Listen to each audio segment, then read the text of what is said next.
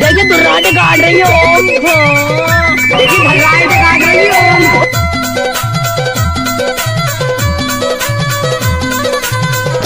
शुभम सिंह चंद्राम रखिया बारी बाजार तोर बरले हूँ मैं 16 सिंगार चल जा गोरी ढिंडोरी बाजार तोर बरले हूँ मैं 16 सिंगार माया माँ गोरी हो गयो दीवाना माया माँ गोरी हो गयो दीवाना माया